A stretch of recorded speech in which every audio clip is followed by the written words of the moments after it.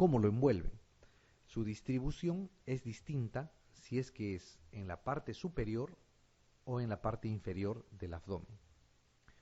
Es importante saber esta distribución, ¿por qué? Porque cuando hacen incisiones en el abdomen para operar una Rocky Davis, una McBurney, una paramediana, tienen que saber a qué altura están incidiendo y cómo van a reparar estas aponeurosis.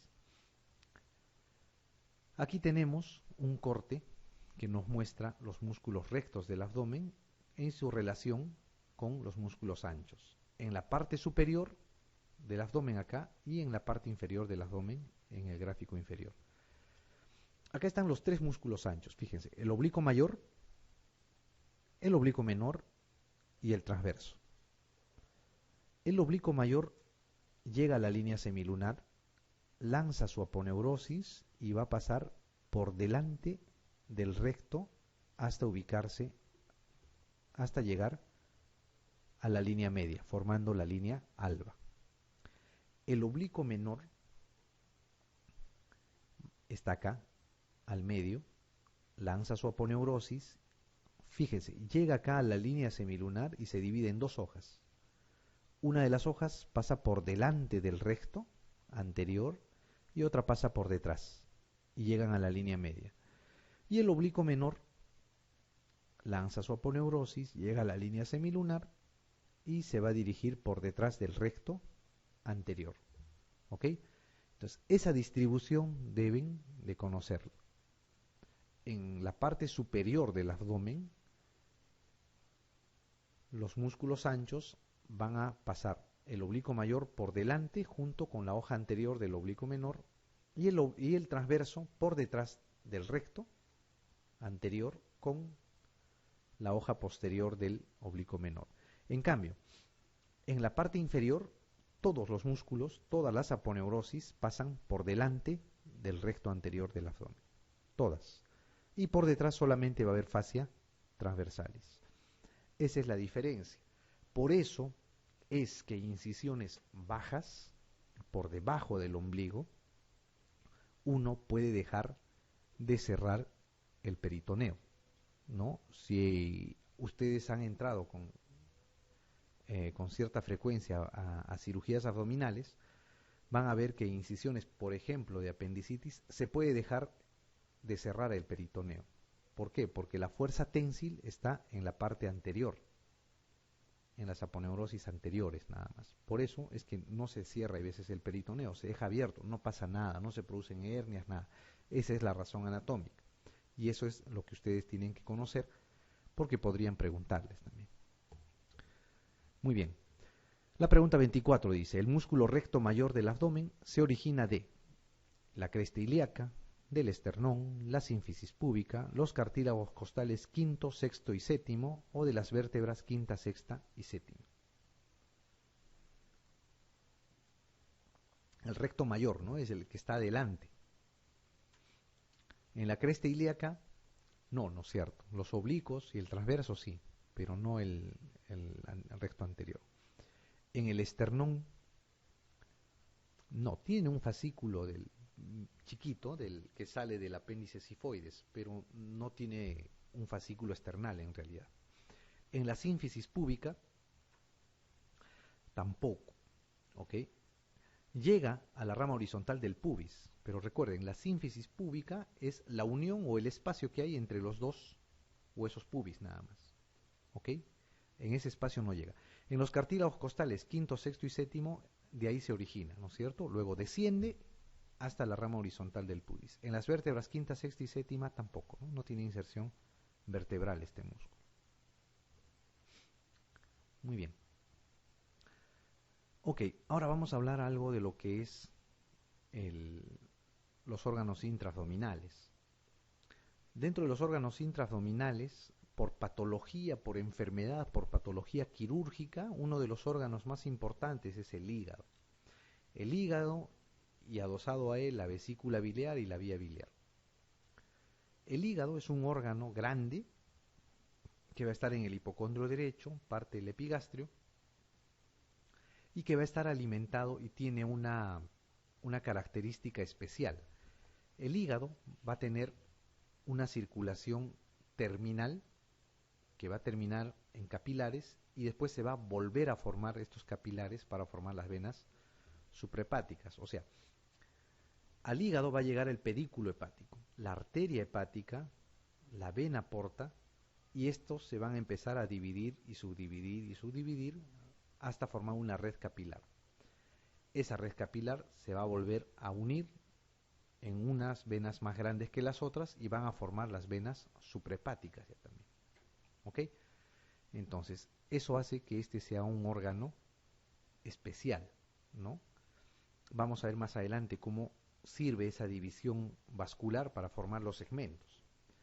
Entonces, ¿qué debemos recordar de esta zona, ¿no? Del hígado? El hígado va a tener un ilio. De repente es la parte más importante, quirúrgica y anatómicamente, porque muchas enfermedades se van a localizar en el ilio. Cuando el cirujano opera, normalmente tiene que abordar el ilio. Cuando hay un trauma hepático, en general se aborda también el ilio primero. ¿Por qué? Porque la sangre que va a llegar al hígado va a llegar por el ilio hepático. El ilio hepático o el pedículo hepático entonces está formado por la arteria hepática, la vena porta y la vía biliar principal, ¿ya? O la vía biliar si quieren. Entonces, este hilo hepático o este pedículo hepático es importante conocer porque en esa zona se puede hacer la compresión del paquete vascular y producir que el hígado esté más o menos exangüe para poder trabajar sobre él en una cirugía o en un trauma abdominal. ¿Ok? Y de ahí viene la pregunta. El pedículo hepático, dice, está conformado por el conducto colédoco, la vena porta, la arteria hepática, ninguna de las anteriores o todas las estructuras. ¿Qué será? Todas, ¿no es cierto? Todas.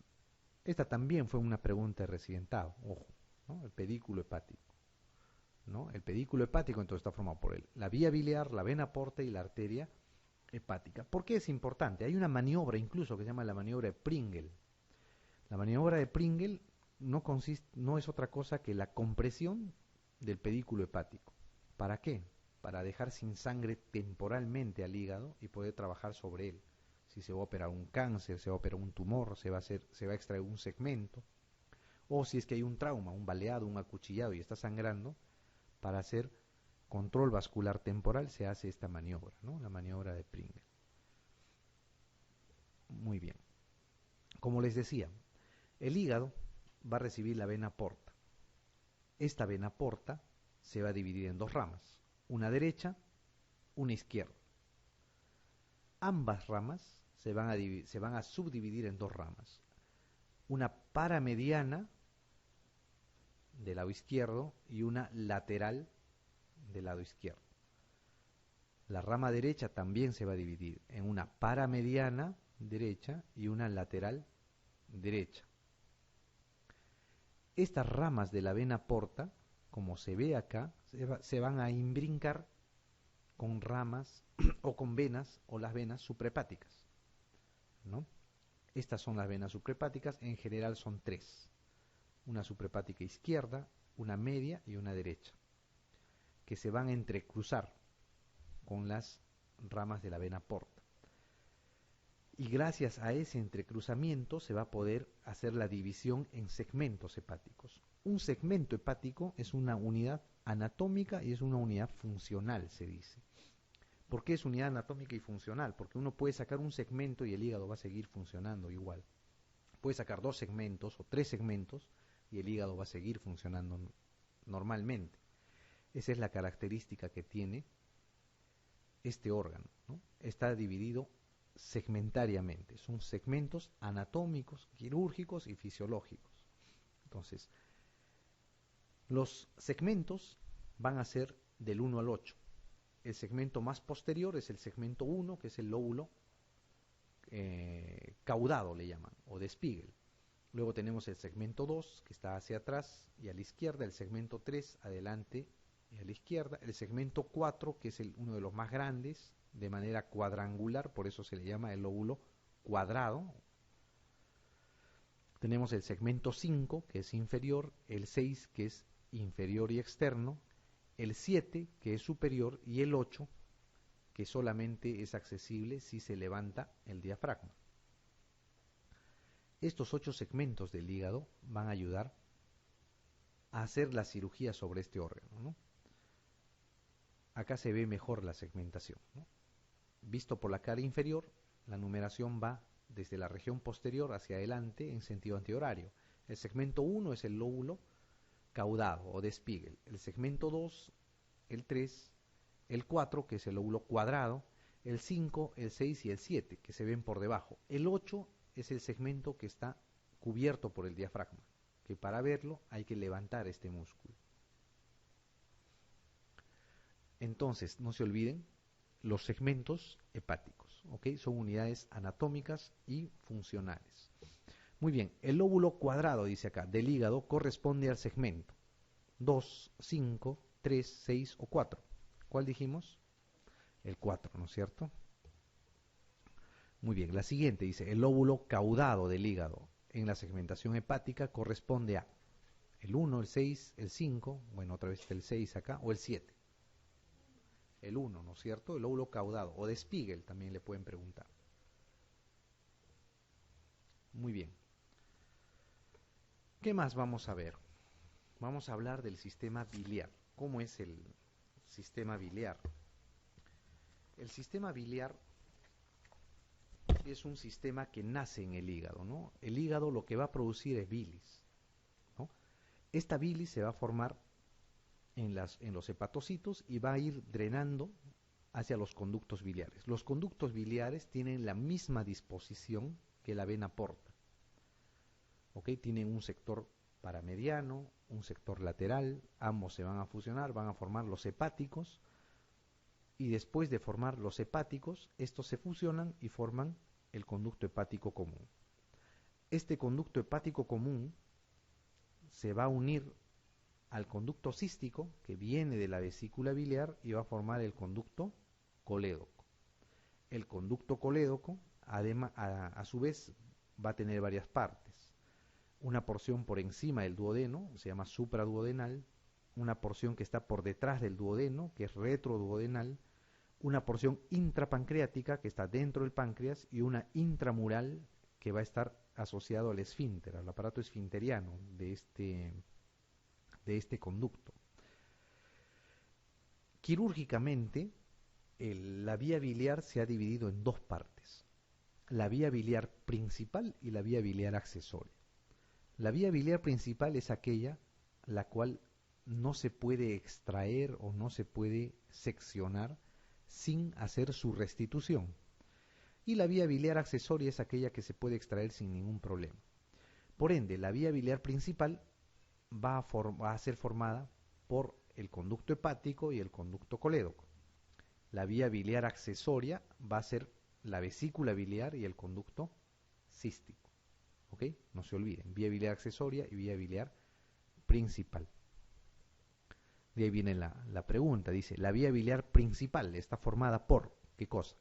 El colédoco y hepático derecho, colédoco y hepático izquierdo, colédoco y hepático común, colédoco y cístico o colédoco y vesícula biliar. ¿Cuál será? El colédoco y el hepático común, ¿cierto? El cístico y la vesícula biliar forman la vía biliar accesoria, no se olviden. La vía biliar principal es el colédoco y el hepático común. Bien, habíamos dicho que la vena porta es el vaso, digamos, que sirve para hacer la segmentación del hígado. ¿Cómo nace la vena porta? La vena porta nace de las venas que van a recoger toda la sangre de la parte inferior del tubo digestivo. Tenemos la vena mesentérica inferior que va a recoger el tercio superior del recto, el colon sigmoides, el descendente y una pequeña parte del transverso. Esta vena mesentérica inferior va a ascender y se va a unir a la vena esplénica. y va a formar el tronco espleno-mesentérico. Este tronco espleno-mesentérico se va a unir a la mesentérica superior, que es una vena que va a recoger la sangre del intestino delgado y del colon derecho. Y se van a fusionar y formar la vena porta. Muchas veces la vena mesentérica superior se une a la mesentérica inferior y luego llega a la esplénica. ¿Ok? O sea, hay variantes en su formación.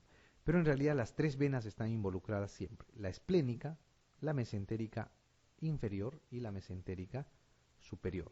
Esas van a formar la vena porta. Y recuerden, la vena porta va a drenar todo el tubo digestivo intraabdominal, hasta el tercio superior del recto inclusive. Entonces, la pregunta 29 dice, la vena porta nace de la unión de la vena mesentérica superior con la vena esplénica o tronco espleno-mesentérico, gastropiploica derecha, hemorroidal superior, ilíaca interna o las suprahepáticas. ¿Con cuál dijimos? Con la esplénica, ¿no es cierto? O tronco espleno-mesentérico. Recuerden, el tronco espleno-mesentérico es la unión de la vena esplénica con la mesentérica inferior. Bien.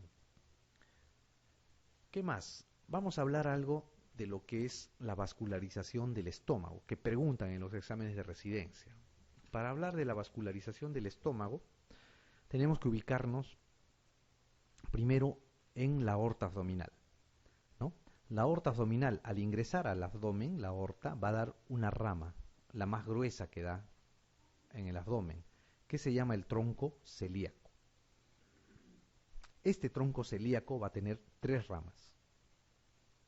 La arteria hepática, que se va a dirigir hacia el hígado, la arteria esplénica, que se va a dirigir hacia el vaso, y la coronaria estomáquica, o gástrica izquierda, es su otro nombre, que se va a dirigir hacia el cardias, hacia la zona del cardias y de la curvatura menor. Las tres arterias van a dar vasos hacia el estómago. Entonces, el estómago, ¿cómo se va a vascularizar? ¿Cómo se va a irrigar? El estómago va a tener dos pedículos principales. Un pedículo en la curvatura menor y otro pedículo en la curvatura mayor. ¿Ok? El estómago, además, va a vascularizarse por unos vasos que van a ser los vasos cortos, que vamos a ver más adelante cómo nacen. Entonces, el pedículo de la curvatura menor se le llama también el círculo arterial de la curvatura menor, al igual que al pedículo de la curvatura mayor se le llama el círculo arterial de la curvatura mayor.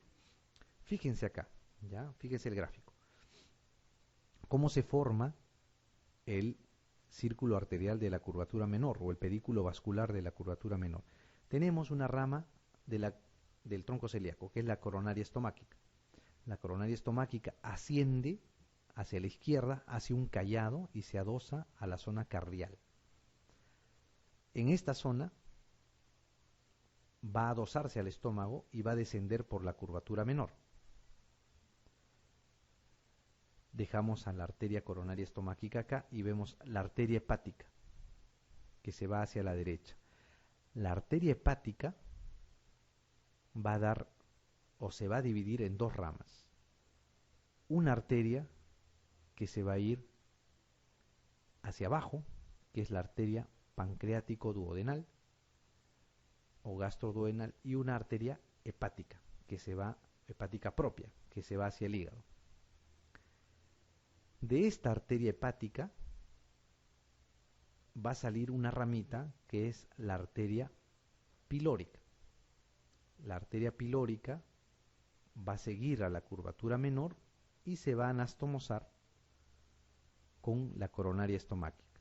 Entonces, el círculo arterial de la curvatura menor se forma por la anastomosis de la gástrica derecha, ¿no? O coronaria estomáquica, con la pilórica o gástrica gástrica derecha, perdón, ¿no? La coronaria estomáquica es gástrica izquierda, ojo, ¿ya? La coronaria estomáquica es la gástrica izquierda y la pilórica es la gástrica derecha. Esas forman la curvatura menor. Bien, en la curvatura mayor vamos a seguir primero a esta arteria, que es la arteria esplénica. La arteria esplénica se dirige hacia el vaso, por eso se llama la arteria esplénica, por encima de lo que es el páncreas.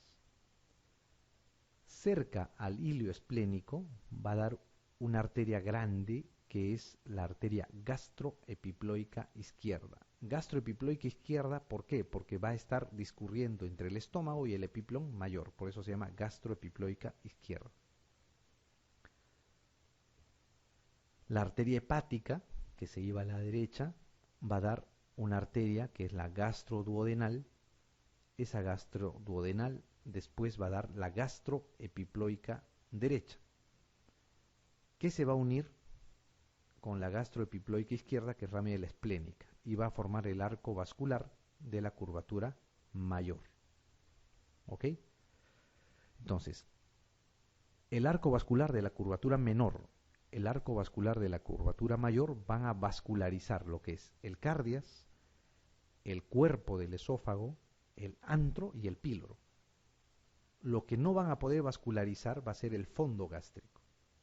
El fondo gástrico va a estar irrigado por unas arterias que salen de la arteria esplénica y cerca al hilio esplénico, que se llaman los vasos cortos. ¿Ok?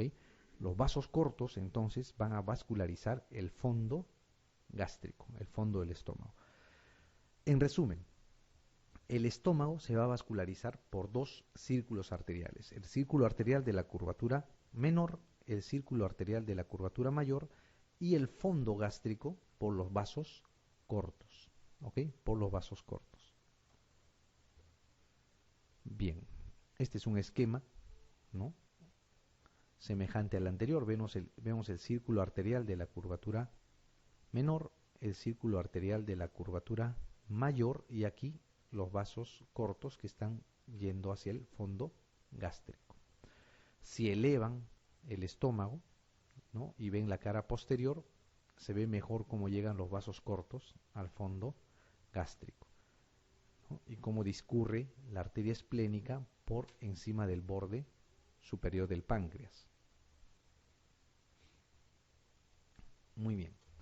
La pregunta 30 dice, ¿no? La rama más gruesa de la arteria aorta abdominal es el tronco celíaco, la mesentérica inferior, la mesentérica superior, las suprarrenales medias o las gonadales. ¿Cuál será? Dijimos el tronco celíaco, ¿no es cierto? Es la rama más gruesa de la arteria aorta abdominal. La siguiente dice, una de las siguientes arterias forma parte del círculo arterial de la curvatura mayor. Ojo, les pueden preguntar como el pedículo arterial también de la curvatura mayor. La arteria coronaria estomáquica, la arteria hepática común, la arteria pilórica, la gastroepiploica derecha o la arteria gástrica izquierda. ¿Cuál será? La gastroepiploica derecha, ¿no es cierto? Recuerden, curvatura mayor es gastroepiploica derecha y gastroepiploica izquierda. La curvatura menor es la coronaria estomáquica o gástrica izquierda, es su otro nombre, y la arteria pilórica o gástrica derecha, que es su otro nombre.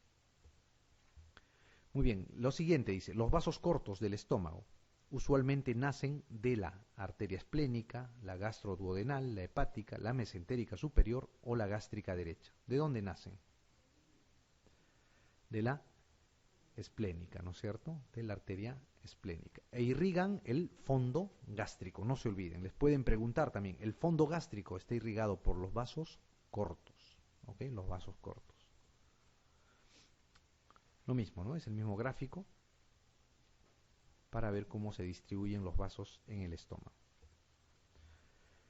Bien, después que da la coronaria estomáquica, la siguiente rama visceral importante es la arteria mesentérica superior. La arteria mesentérica superior va a ser una rama de la aorta abdominal que va a dar ramas hacia la derecha y hacia la izquierda. Las ramas que da hacia la izquierda, que en este gráfico no se ven, van a estar destinadas a lo que es el intestino delgado.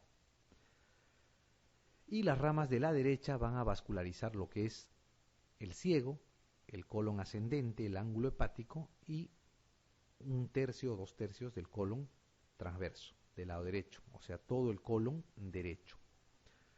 ¿Qué importancia tiene esta arteria mesentérica superior? La arteria mesentérica superior, además de dar las yeyunales y las ileales, finalmente va a dar una arteria que tiene un nombre largo, que se llama el tronco ilio seco apendículo cólico. Ilio seco apendículo cólico. ¿Por qué? Ilio se llama porque va a dar la última ileal, o la ileal recurrente, así es su nombre. Seco porque va a dar las ramas para el ciego, las ramas secales. Apendículo porque va a dar la arteria apendicular. Y cólica porque va a dar la cólica inferior derecha. ¿Ok? Y luego vamos a tener la arteria cólica derecha o cólica superior derecha. Y más abajo vamos a ver la arteria mesentérica inferior. La mesentérica inferior va a dar ramas hacia el ángulo esplénico, que es la cólica izquierda. Va a dar las arterias sigmoideas, que van a formar 3 o 4 arcos. Y finalmente va a dar la rama terminal, que es la arteria hemorroidal o rectal, no es renal, es rectal superior. ¿Ok? La rectal superior. La anastomosis, esto recuérdenlo, la anastomosis entre la cólica superior izquierda y la cólica superior derecha se va a llamar el arco de Riolano. ¿Ok? El arco de Riolano.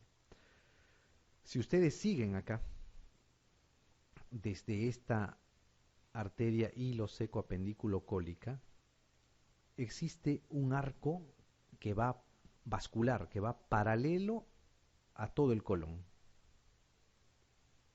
¿no? Hasta la zona sigmoidea. Es un arco paralelo. Ese arco paralelo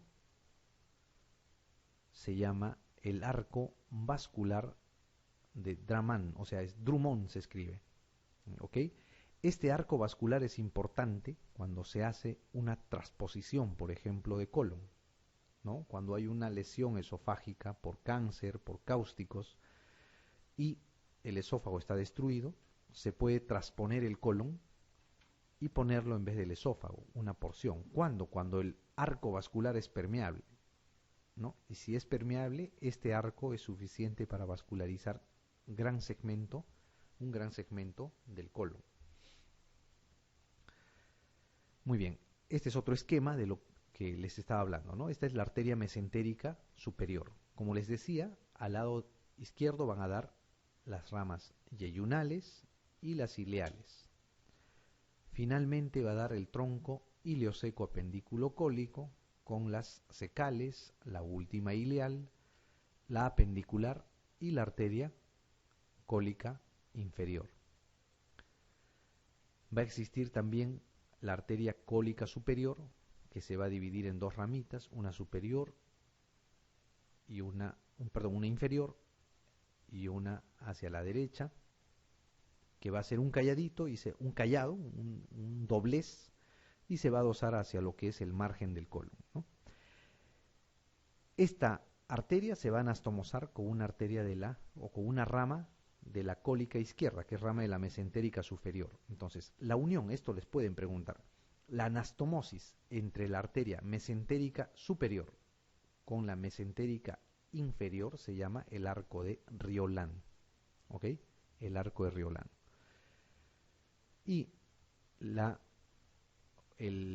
arteria que va paralela al marco cólico, a todo el marco cólico, se llama la arteria marginal. ¿Ok? La arteria marginal. Es útil en las transposiciones colónicas. Muy bien. La siguiente pregunta dice, el colon ascendente está irrigado por la arteria hemorroidal derecha, mesentérica inferior, tronco celíaco, cólica izquierda o mesentérica superior. ¿Cuál será? El colon ascendente. Hemorroidal no es, ¿no es cierto? La mesentérica inferior tampoco, irriga el colon izquierdo.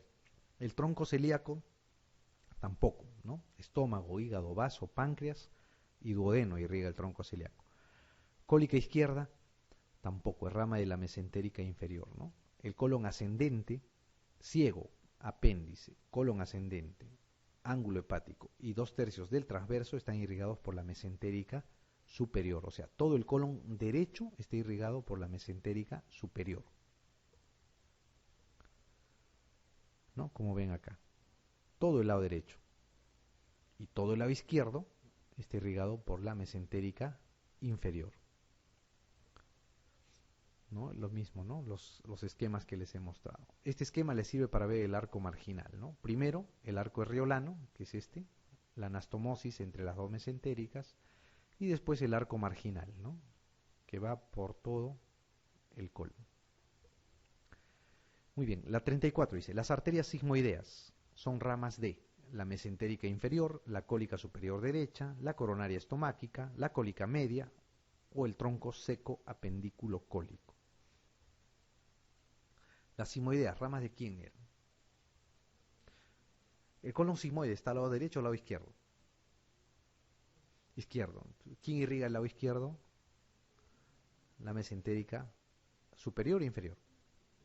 Inferior, pues, ¿no? La A. Entonces, las arterias sigmoideas son ramas de la mesentérica inferior. La 35 dice, el arco herriolano está formado por la anastomosis de la hepática con la esplénica, la anastomosis de la mesentérica superior y el tronco celíaco, la última rama de la mesentérica inferior, la anastomosis de la mesentérica superior e inferior o las ramas yeyunales. ¿Cuál será? La D, ¿no es cierto? La anastomosis de la mesentérica superior e inferior. Esa es la que forma el arco herriolano. Muy bien, la siguiente dice, el reparo anatómico que separa el duodeno del yeyuno se denomina cardias, hiato de Winslow, ángulo de Treis, fascia de Toll o bulbo duodenal. ¿Cuál es? El ángulo de Treis, pues, ¿no? El ángulo de Treis. El ángulo de Treis separa lo que es el duodeno del yeyuno. ¿Ok? Esa es la respuesta. ¿El cardias dónde está? ¿Qué separa o qué une el cardias? Eso, esófago con estómago, ¿no es cierto? El píloro, estómago y duodeno. Muy bien. El hiato de Winslow, ¿dónde está el hiato de Winslow? En la cavidad abdominal existen dos cavidades. La gran cavidad peritoneal, que es donde están la mayoría de las vísceras, y hay una que es la transcavidad de los epiplones, que está hacia atrás. Así es, ¿no? Donde va a estar el páncreas. Entonces, para llegar a la transcavidad de los epiplones, uno tiene que atravesar el hiato de Winslow. ¿Y dónde está el hiato de Winslow? Y el hiato de Winslow está formado por el pedículo hepático hacia adelante, la vena cava inferior hacia atrás, el hígado hacia la parte superior y la unión duodeno-pancreática hacia abajo. ¿Ok? A través de ese orificio uno puede pasar el dedo y llega a la transcavidad de los epiplones. Y así se hace la maniobra de Pringle, pues, ¿no? Cuando hacen una maniobra de Pringle para comprimir el pedículo hepático, para dejar exangüe el hígado, como les decía, para realizar algún trabajo sobre este, exéresis de un tumor, hacer una segmentectomía o reparar un trauma hepático, pasan el dedo índice por el hiato de Winslow y con el dedo pulgar comprimen ese dedo índice. Ahí están comprimiendo el pedículo hepático. Esa se llama la maniobra de Pringle. Muy bien. ¿Y qué cosa es la fascia de Tolt? La fascia de Tolt es una fascia de acolamiento, así se llama. En un inicio, cuando el ser humano se está formando, el intestino es como un tubo que se va enrollando y enrollando paulatinamente. Ese tubo tiene al inicio una, ¿cómo les podría decir? Una forma que va hacia la parte anterior, ¿ok? Es como un tubo que va hacia atrás y está unido hacia la parte posterior por peritoneo. Ese tubo se va enrollando y se va doblando. Al doblarse y acomodarse hacia atrás y hacerse retroperitoneal, forma el colon, el intestino delgado y todo. Para adosarse a la pared posterior, al retroperitoneo, usa la fascia de Toll. Las fascias de Toll son fascias de acolamiento, sirven para adosar el colon hacia el retroperitoneo. Las fascias de Toll están detrás del colon ascendente y del colon descendente. ¿Ok? Son fascias laxas que unen, mantienen fijos el colon ascendente y el descendente hacia el retroperitoneo. El bulbo duodenal no es otra cosa que la parte más dilatada de la primera porción del duodeno. ¿Ya? Eso se llama bulbo duodenal.